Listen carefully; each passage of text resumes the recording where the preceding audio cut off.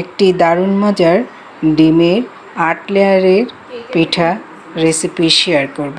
আশা করি রেসিপিটি আপনাদের ভালো লাগবে। এটি এতই খেতে সুস্বাদু আর মজাদার যে বলে বোঝানো যাবে না। আপনারা নিজেরা একবার বাসায় তৈরি করে দেখবেন এই পিঠাটি কতটা স্বাদের হয়। তো ভিউয়ার্স, আর কথা না বাড়িয়ে চলুন এই পিঠাটি আমি কিভাবে তৈরি করেছি সেটি দেখে নিই। প্রথমে আমি 1 কাপ ময়দা নিয়ে নিলাম আর 1 কাপ চাউলের গুঁড়ি। এটি দিয়ে আমি স্বাদমতো লবণ দিয়ে দিলাম, গোলমরিচের গুঁড়া আর একটু কালার আনার জন্য হলুদের গুঁড়ো দিয়ে দিলাম। শুকনো উপকরণগুলো মিশিয়ে নিয়ে অল্প অল্প পানি দিয়ে একটি ব্যাটার তৈরি করে নেব। আপনারা চাইলে এতে ডিমও দিতে পারেন, কিন্তু আমি ডিম ব্যবহার করিনি। ব্যাটারটি তৈরি করে পাশে রেখে দিলাম। এবার একটি ডিম ফাটিয়ে নিচ্ছি একটি বাটিতে। ডিমটা ফাটিয়ে পাশে রেখে দিলাম। চুলায় একটি প্যান বসিয়ে ডিমটা ভেজে নিচ্ছি। এতে স্বাদমতো লবণ দিয়েছিলাম আর একটু গোলমরিচ ছিটিয়ে দিয়েছিলাম। আমি যেহেতু পিঠাটি একটু ঝাল ঝাল করে খাবো, সেই কারণে লবণ আর গোলমরিচ দিয়েছি। আর আপনারা যদি এটাকে মিষ্টি আকারে খেতে চান তাহলে চিনি গুড় দিয়ে করে নেবেন। এবার ডিমটা আমি ভেজে তুলে নিয়ে সেই ব্যাটারে প্রথম চুবানোটা দিয়ে দিলাম।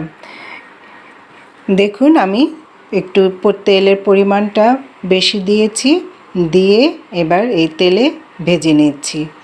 ভিউয়ার্স, মনে রাখবেন এটি কিন্তু আমি 8 লেয়ারে তৈরি করব।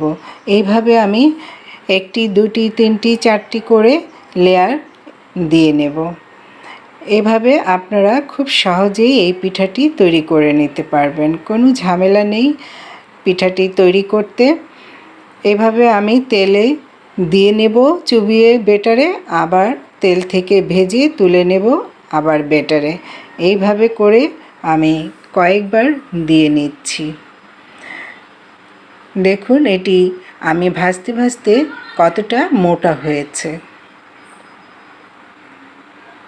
অনেক মোটা হয়েছে। আর 8টি লেয়ার যেহেতু হবে, মোটা তো হবেই, সেই কারণে লাস্ট লেয়ারটি দিয়ে নিলাম। দেখুন কত মোটা হয়েছে।